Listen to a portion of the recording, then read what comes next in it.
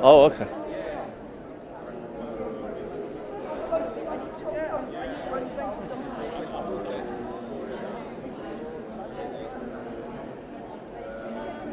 Right, so here we are, end of day one. It's about half an hour after everyone's left the main hall, and we've still got people here that I'm going to talk to about what they thought of day one of the Your Party founding conference.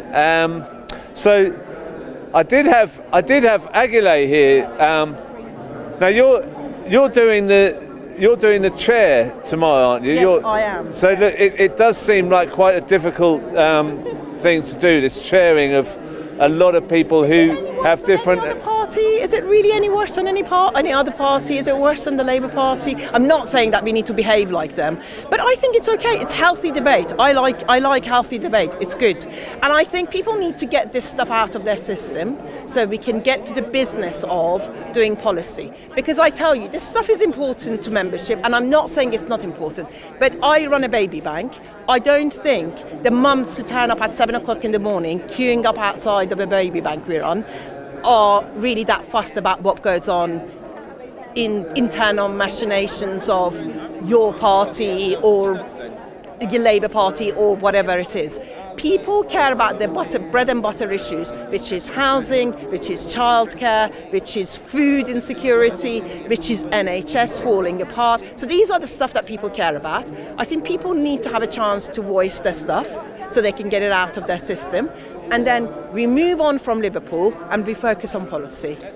Brilliant. So forward to the May election. Because I was saying that to someone else, I thought in a way it's a bit like everyone's been traumatised by Labour experience, the factionalism, and this is the first experience post that where people are, they've still got that kind of frustration and anger and feeling of not being heard. I think that's a really good way to describe it. I think people are, but I think as the left, we really, and I think this is one of the mistakes we made, the left of the Labour Party we made during the Corbyn years. We do a lot of navel gazing, and I think party democracy, all of that stuff is really, really important. Look, honestly, I keep telling people, I live in this country because my dad was a political prisoner in Iran for 5 years. I care about democracy. I'm not someone who doesn't care about democracy. But I think in the context of what is going on in the country, people don't really care about this. But also the membership should and wants to get this stuff out of their system. But we also need to move on, be able to move on from it. And I think today and tomorrow, that's our opportunity to get it out of our system, to talk it through, but then move on to our communities to work, to do the real work that's needed to win elections, local elections, and then after that, the general election. Yeah. That's what we need to be doing. So I'm interested, what are you going to sleep well tonight, thinking you've got a chair meeting tomorrow? When is your one, in the morning?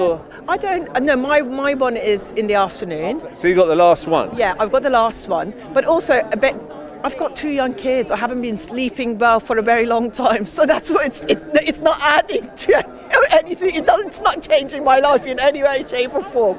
So I'll be fine. And I think Jen Forbes did a brilliant job, and Laura Smith, they both did a brilliant job. And, they gave way sometimes when people were kind of pushing boundaries.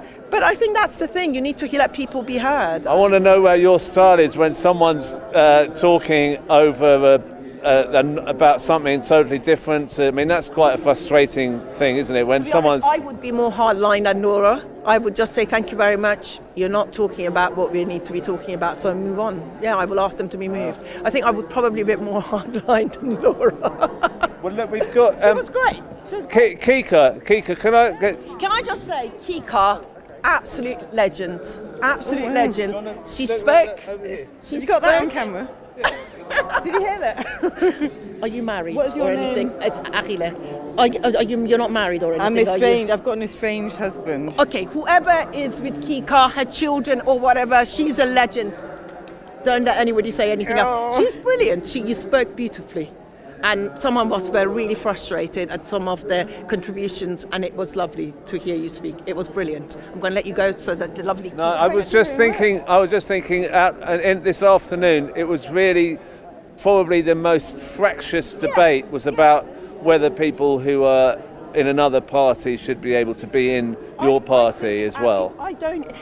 Okay, first of all, can we start with SWP? Honestly, one comrade said it. Have we all forgotten what SWP is? First of all, that. Can we all get it into perspective? Who are SWP? Sexism, racism, all sorts of things going on. I mean, you know... Apology. Well, I don't want to... So, whatever. So This isn't going to be going down well with some people watching it. That's fine. So that's, first of all, that's one SWP issue.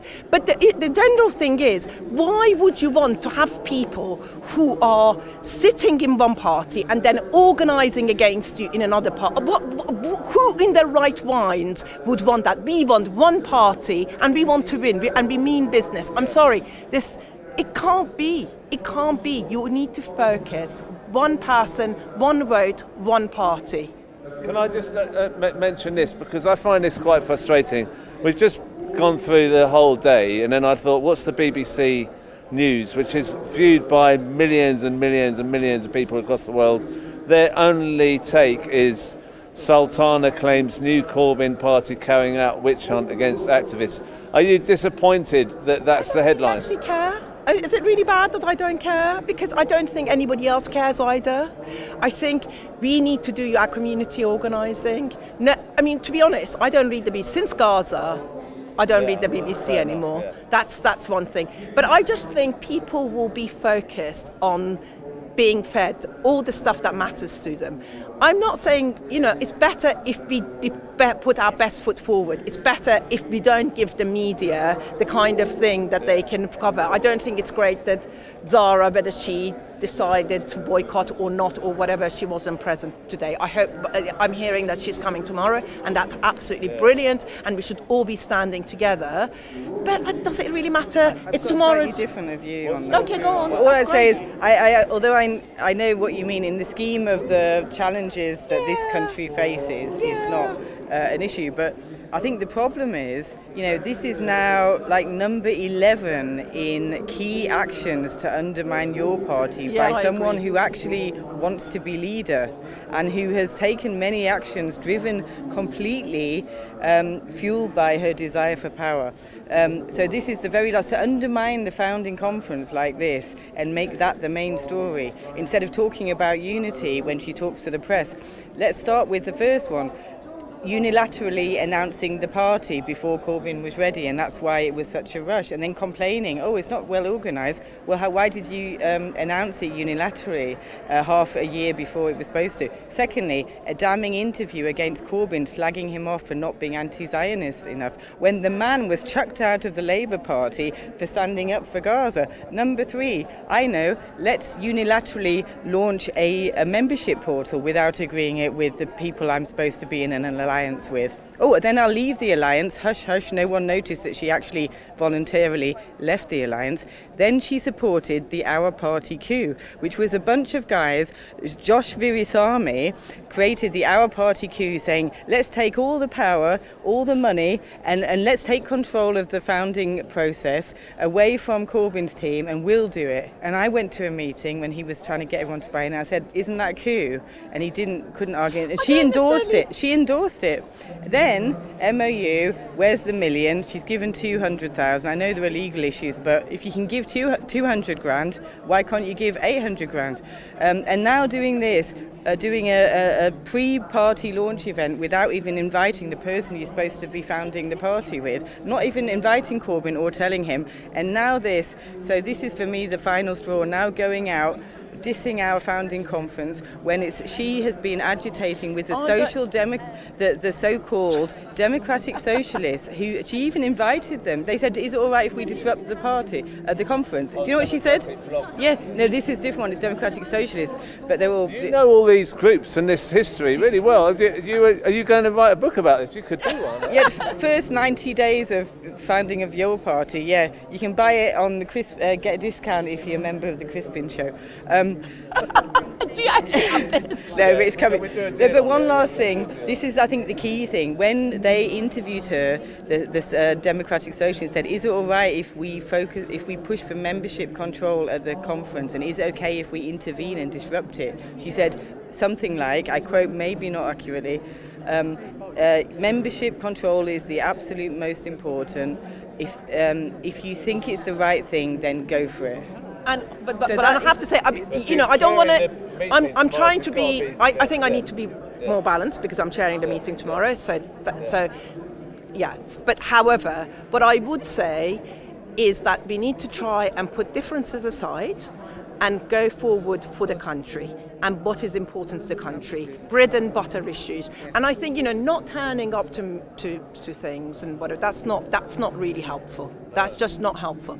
But I think Zara will come back, and I'm hoping that there will be one single leader. Well, okay, so I'm a bit agonising because I'm thinking she's speaking tomorrow, isn't she? What's going to happen when she speaks tomorrow after this story today? Is it not going to be like a split room? Are we going to have people getting up speaking for Zara? And there will always be differences of opinion. It's a political party, and that's how. I'm chairing after that. But I'm chairing after that. So Zara will make a speech, and I will be chairing after that. But in the afternoon. In the afternoon. I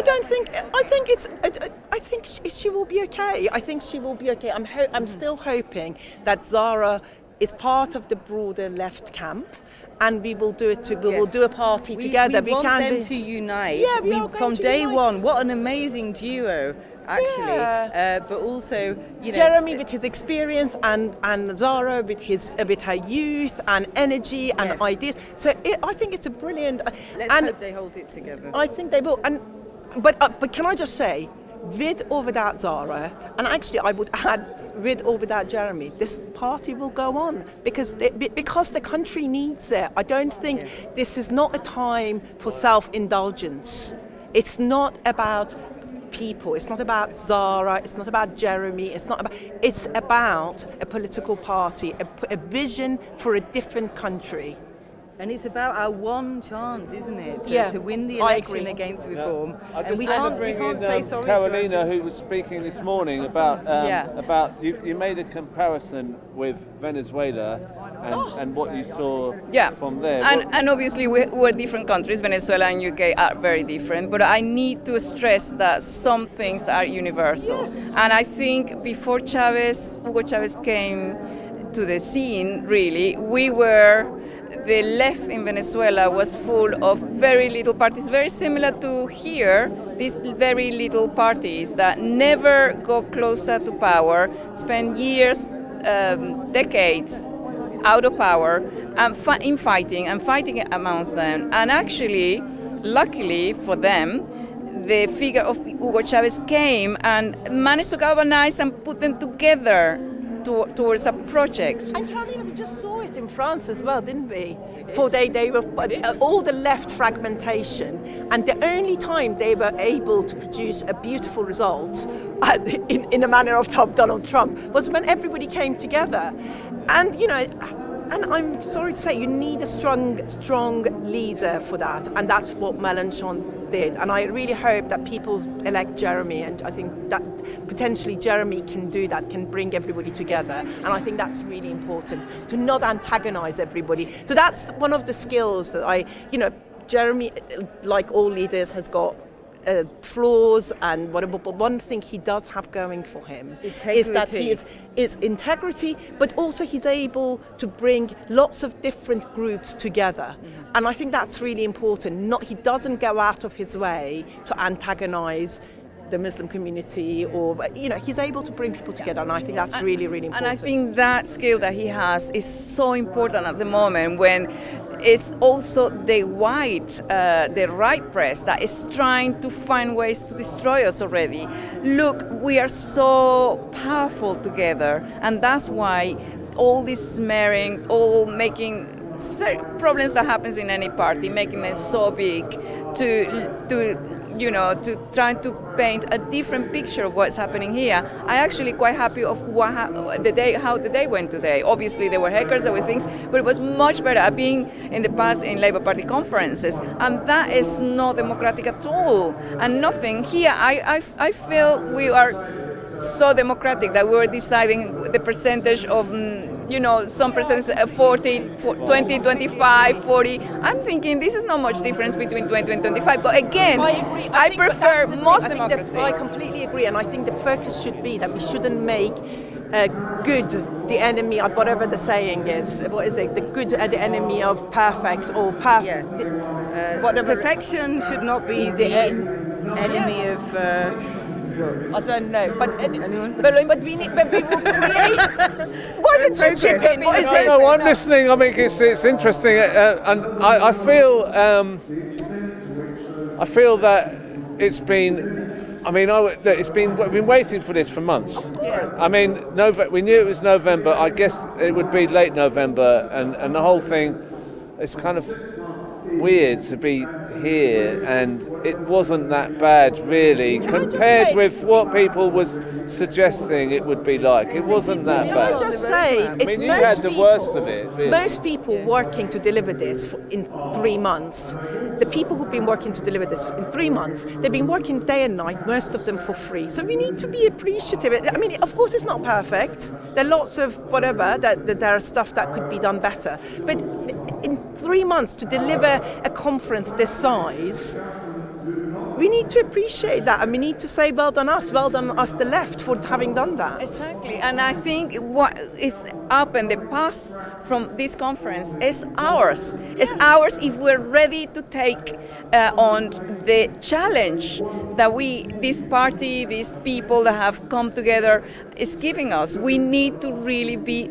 a different alternative to what we have in this country, which is the rapists of the poor, the taking of the resources from the working class and concentrating it into a very few. We can do this battle. We can definitely, and we need to just work together. And I think it's important that we need to know that the majority of people in the UK would agree with your party policies. Absolutely, radical redistribution of wealth, green industrial revolution, peace and collaboration as our foreign policy. But we have to make sure that this party appeals to them. It's not just about the people here and being in a little club. We've got to make sure that the way we communicate actually appeals to the masses. And I think we need to learn from Sara Mamdani. We need to learn the message here. We cannot be. Our message cannot be stolen by the right press, by the BBC. Our message is a message of hope, and we need to keep that message at the front. The thing about Zoran Mamdani that he did very well, it was a completely outward-looking campaign, not navel-gazing and whatever, but it was completely outward-looking. And I think, we've done this now, it's great, and we are doing it, but after this conference, it needs to be a new chapter, outward-looking, looking at policy, how we can change this country for the future generation. Do you want us to move? And I'm just aware that Shaukat Adam's here. Are you able to talk, Shaukat? Haven't seen you for a while. Good to see you. Lovely to see you, Crispin. You well? Yeah, I'm all right. Yeah. Need to go on a diet again now. I'll do it again. I'll do it again. Really well.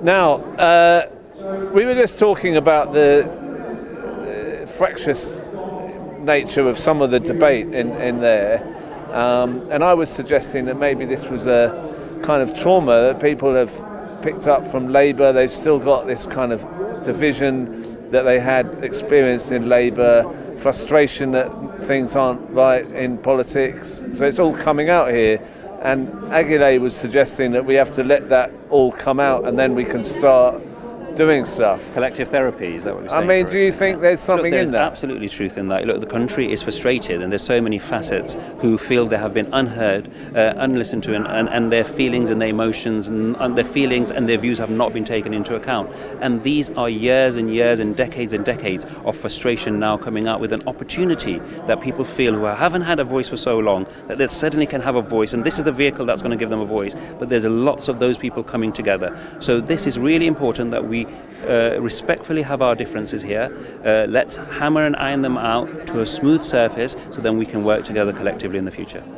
Now, your victory in Leicester, I'll never forget it. You said to me, you're going to win, and you told me roughly how many votes you'd get, and you said you'd had teams of, I can't remember how many it was, but you said you had certain teams going out all the time, 2 teams of 60 or something like that going out every day or every week. That's where we have to go to next after this is all settled in some way, and the way you picked that up after you didn't have much of a build up to the election. I mean, how many months was it that you were out campaigning in Leicester before you overturned that massive majority? Yeah, the real campaigning, I would say, literally about a couple of months when the election got called. But we set up beforehand to identify all the issues that were going to affect the next election, get good people together, speaking to people at grassroots level, and we built that momentum. And one of the reasons why we won that election is because, like this, it wasn't about a personality in an individual. It wasn't about Shocker Adam. It was a community-led, constituency-led, grassroots people organization, people movement, and that's what made the change. And if that's a lesson for this party, it shouldn't be about any particular personality. We have to make this about the people, get together in their tens, in their hundreds, and organize and galvanize and unite and make that change and start campaigning from now. And if your expertise and knowledge of how to do that was shared across the country, there would be lots of MPs at the moment who would be under threat. Absolutely. Look, we have a real silent majority who have absolutely no trust in the political establishment, and that includes the new very right-wing Reform Party that everybody seems to be talking about. They don't want to go to that party, but we need to give people a real alternative, real grown-up politics that is going to be for the many, that is going to address the issues of inequality, that doesn't keep attacking those on the middle ground who work really hard, our teachers, our nurses, our small business owners who seem to get taxed, while those 1% at the top keep getting richer and richer, but we're too scared to tax them. We have to start addressing these issues, otherwise it's going to be catastrophic for our future generations. And because you didn't come into your election, you was an independent, you didn't come in with the sort of political baggage of a party, and the language as well. There's a lot about the language in this first day on working class and on socialism. What's your view on how we use language and how it might, do you think it can alienate people using that kind of language? Language should always be used to include people, not exclude people. And sometimes one gives a label, and it's really important to have a label at certain times, like danger, etc. But sometimes when you have a label, it means, oh, that's not for me. And when we have issues that are affecting every facet of our society, if we put a certain label up, and if a great proportion, even if a small proportion of society feels, well, I don't understand that label, I don't think that label represents me, therefore I will not join that. We cannot afford to do that. I believe we should be more about our principles, about our ideologies, rather than relying on what label we should be. Otherwise, we fear we could be a Monty Python sketch. Yeah. Well, you're speaking tomorrow, yeah? I am, yes. What time? I think it's 10:45, but I'll have to double check. Okay, well, we'll catch you on, everyone will be able to see that then. Now, look, thank you for your time. Great to see you as always. Cheers. Thank you so much. Cheers. So we've got, who else? We've got, look who's here, Chris Williamson. Look at that, we've got, what a day, all these people. I mean, the thing about this is there's so many good people on our side that it's just shocking that we're not doing better, really, isn't it? I mean, if you look at all the people who speak for social justice against what Israel's doing, against Zionism, against the American domination of foreign policy, all these things, and yet we're struggling to get anywhere in politics. I mean, this gives me some idea, some hope. What do you think?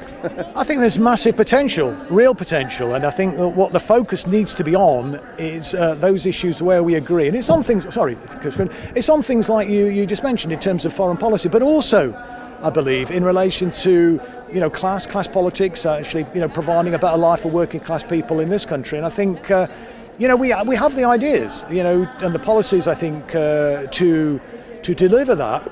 And that's where I think we should have our focus, as I say, on those things that where we agree. Let's just have fraternal disagreements on the things where there is division. And where there is division, of course, it's on the identity politics. And that's not to say that those issues are unimportant, but they pose no threat whatsoever to the neoliberal status quo. They pose no threat whatsoever to the military-industrial complex, no threat whatsoever to Britain's foreign policy, current foreign policy agenda. They embrace it. They embrace this whole thing. And so I think there has to be space for people. I'm not socially conservative, but there has to be space, in my opinion, in a left-wing movement for people who are socially conservative. And let's, as I say, focus on the really key important issues which actually affect millions of people in this country. 15 million people in this country are living in poverty. Millions more are in insecure, low-paid employment. And we've got to give people hope. And if we're just seen as a party that's only concerned with foreign policy or only concerned with identity politics, we're going to lose the potential support of millions of people. And that's why I think it's so crucial that we focus on those really important issues that unite us. Yeah, I mean, when you're talking about the identity politics, I mean, I noticed a lot of identity politics in the hall. Lots of people talking about that as their reference to who they were before they said what they believed in. Sure. And I'm just thinking, are the GB News people going to just take that and use that against the whole thing? I mean, because that isn't the whole thing. I mean, but I don't want to tell someone they can't say who they are in their own terms, but those people on the right are constantly using that against us, aren't they? They are, absolutely, and they use that to try and ridicule us. But the right-wing media, the corporate media, are never going to do us any favours, are they? I mean, you look at Labour's programme when Jeremy Corbyn was a leader. I mean, they totally rubbished that. So we're never going to get any favours from them. But what I would say, I mean, to both sides, if you like, the people who are socially conservative, people who are socially liberal, people who are feel the trans rights are really crucially important. I'm not saying these issues are unimportant, but they are very divisive. And I just think there should be space, so let's just have those fraternal disagreements. But where I think if we're serious about challenging power in this country, challenging the reform surge, we have to focus on the economy. It was Clinton's advisor, wasn't he, who said it's the economy, stupid. And I think if we focus on that with sensible economic policies that recognise Britain as a currency issuing nation that can never run out of money, that we're an incredibly wealthy nation, the sixth biggest economy in the world, the injustice of 15 million people in this country living in poverty in the sixth biggest economy in the world. It's an absolute outrage, and I think that's why I think if we can actually put forward a proposition, a sound, sensible economic proposition, similar to a lot of the stuff that was being said, before with under Jeremy Corbyn, a sound, sensible, foreign policy offer, I think people will rally to that. But if we emphasise and talk all the time about identity politics, about trans rights, we're going to lose a lot of people. That's not to minimise those issues, but just to be politically, adept at recognising, are we serious about trying to win over people who are maybe not, on board with that? So you don't have to kind of ignore it completely, but don't put it front and centre. Right. Wow. So we got a big day. Do you want to speak, Emma? Are you up for talking? Yeah. Come in. So, what did you make, Emma, of the day? Because I thought it would be really difficult and argumentative and proper bun fight stuff. How did you see it? Well, I think there were quite a lot of arguments, and I think that sitting in the audience, it was clear from the heckling and the jeering at certain parts that people were unhappy with certain things. I mean, certainly when they said that there wouldn't be any sort of emergency motions and that there wouldn't be any points of order taken from the floor, there was lots of discontent about that. There was discontent about, various things, I think, especially in terms of the expulsions, these eve of conference expulsions, the kind of night of the long knives that happened yesterday evening, where we saw not all, but some members of the Socialist Workers' Party targeted for expulsion. But then we had plenty of Socialist Workers' Party members speaking from the rostrum. So it seems that they didn't have a membership list that they expelled. They just expelled certain people they didn't like. I mean, Lewis Nielsen, one of the people who was expelled, is it any coincidence that he was expelled because he was, or I think because he was speaking at Zara Sultana's eve of conference launch. So I think there's been, there clearly has been discontent about the expulsions. I think that people want maximum member democracy. That's certainly the feeling I get from the crowd. But yes, I mean, people weren't behaving in an uncivilized way. They were obviously, there weren't any riots, there weren't any, punch-ups or anything like that. But I don't think because people behaved themselves that it doesn't mean there wasn't any discontent. I think there was quite a bit of discontent in there. But also I think the overwhelming feeling clearly is that people are invested in the process. They want to have concrete material outcomes to this process. They want to have solid foundations to build this party on.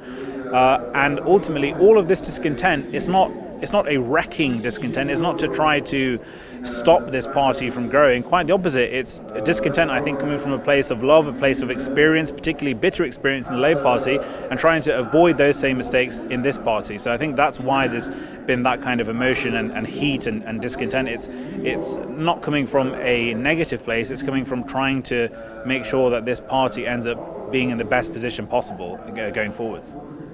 Now, I am a bit concerned that tomorrow Zara Sultana's going to make a speech in the afternoon, and we've just had, it's on the BBC, like the fifth story down, Zara Sultana boycotts the conference. Is this going to be a nightmare tomorrow, do you think? If she comes on and she speaks, it's going to be a divided room, possibly? Is this going to overshadow the whole thing? Well, from what I can see, there appears to be lots of support for Zara Sultana. Not that there isn't support for Jeremy Corbyn. I think most members of the party want them to get on with it, want them to be civil.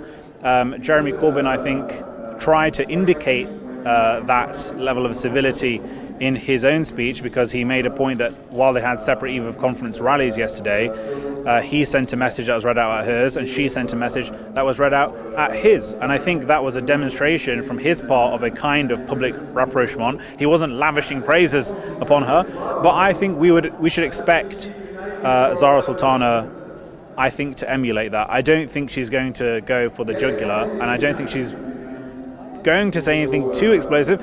I could be wrong about that. Obviously, she was very unhappy with the expulsions. I understand that. One of the people, as I said, who was expelled was on her lineup for her eve of conference rally, and she has expressed, support for a collective leadership, maximum member representation. She clearly doesn't want to do politics in the same way that has been done in the Labour Party. So, she has taken a principled stance against that. Maybe we'll see her say something about these expulsions, because clearly she wasn't really actively walking around here in the conference station. She didn't go into the conference hall. But whether she'll say something that's really explosive, I think that given the experience that members have had, and that she has publicly said herself that she apologises for her own conduct in that, I don't think she's going to want to do something that could cause too much of a controversy. You have a sceptical look on your face, Crispin. I'm just thinking, if this was another conference for another party, it would be like the big story, like Channel 4 News. What's going to happen with this politician speaking at the conference after they'd not attended the day before and walked out? if you look at it in a detached way, it's quite a big story that someone didn't attend and boycotted a day of a conference because their people were expelled. And then being invited the next day, it just seems like a really bad sort of set of circumstances. Well, look,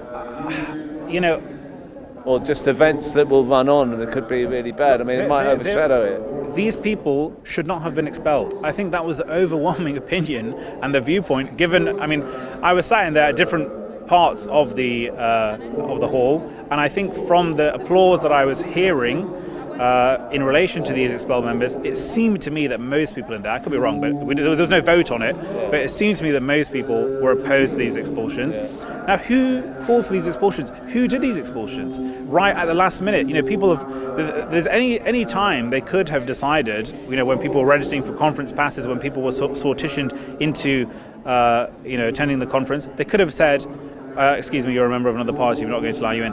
Why wait right until the last minute? That is a blatant stitch-up. It seems to me to have, I'm not going to name any names, but it seems to have the hallmarks of certain figures from Jeremy Corbyn's office when he was leader of the Labour Party. It is a blatant Labour Party-esque stitch-up. And I think it makes sense for Zara Sultana to have taken a principled stance against that today by showing that discontent. She has really actually sided with, I think, with the majority of delegates in opposing that.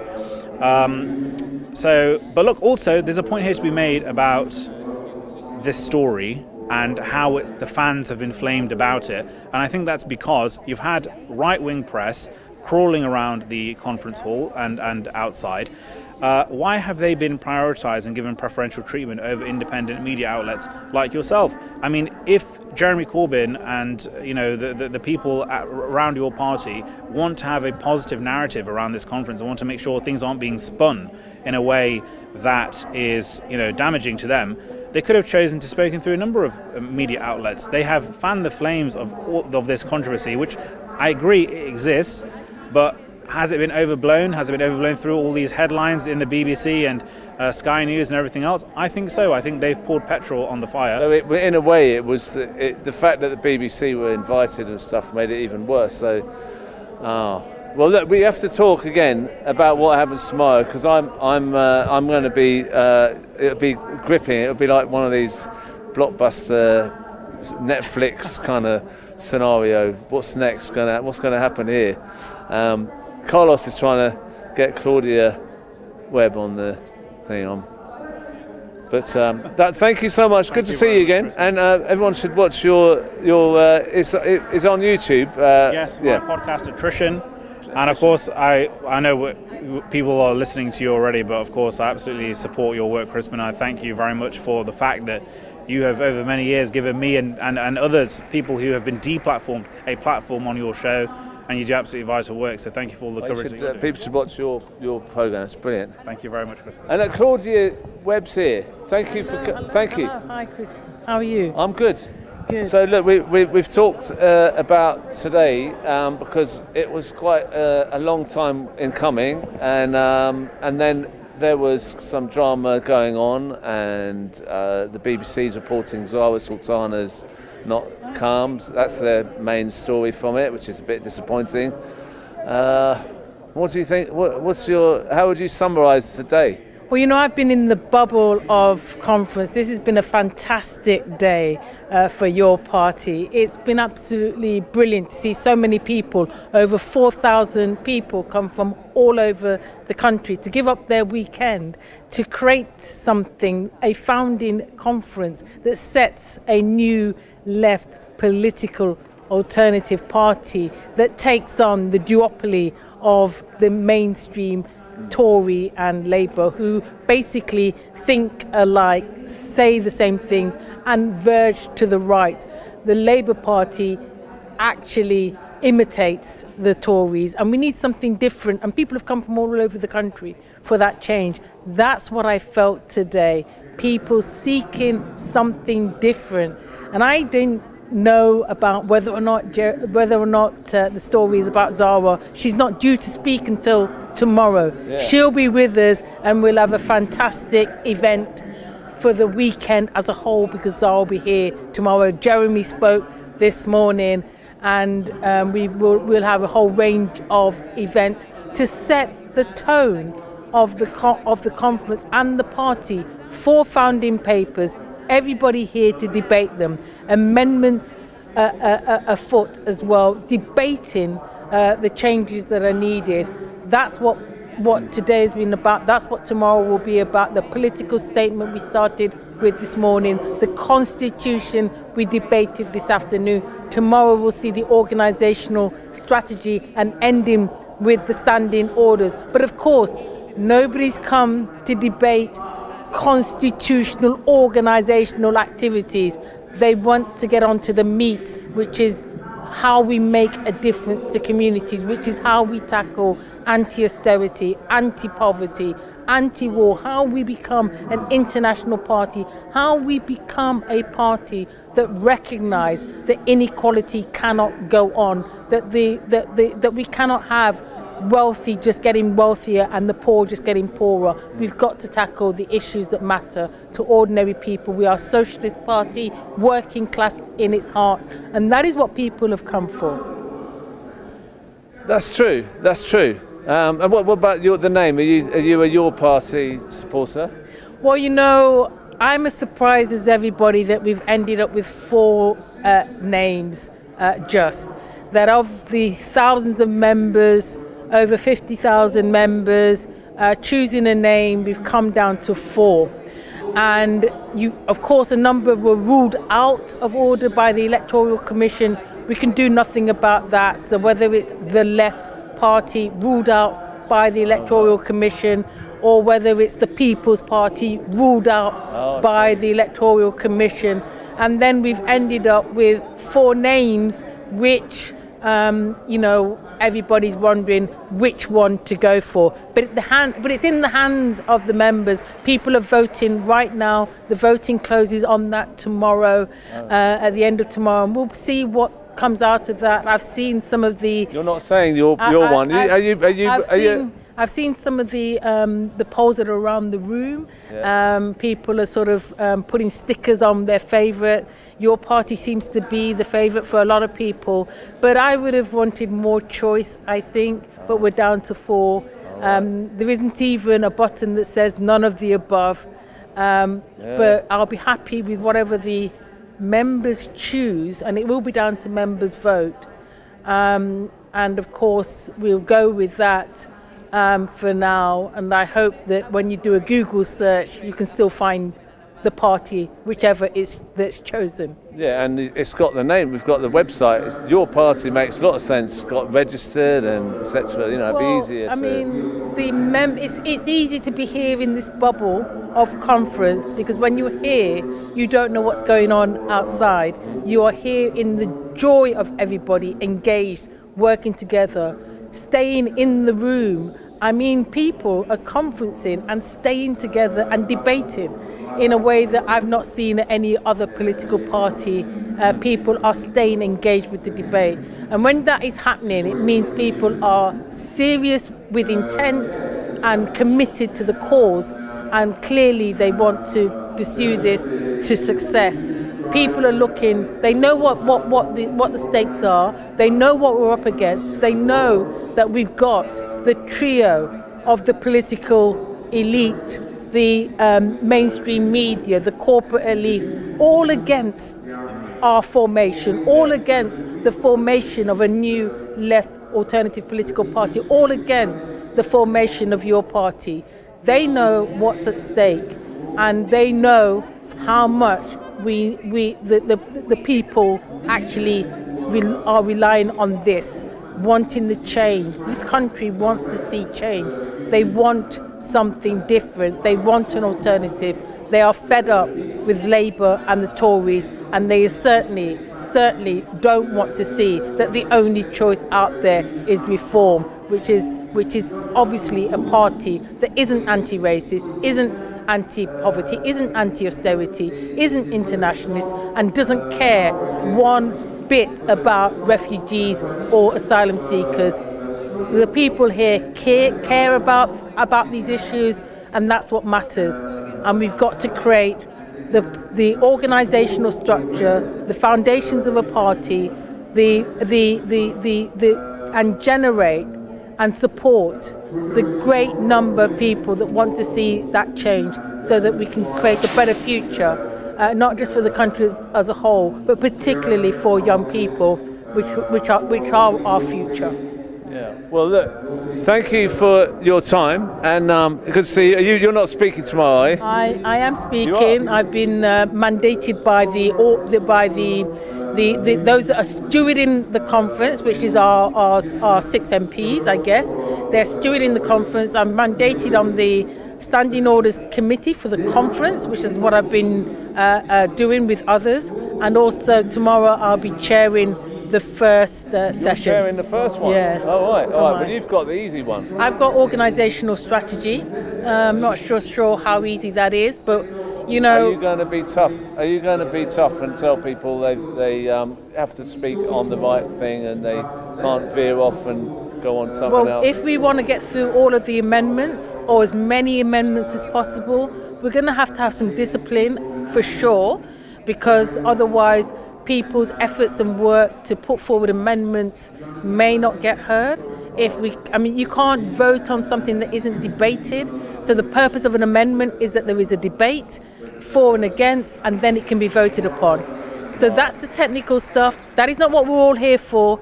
We're all here. We really want to get to campaigning, organising, being in our constituencies, being in our communities, organising. That is really where the heart of your party will be.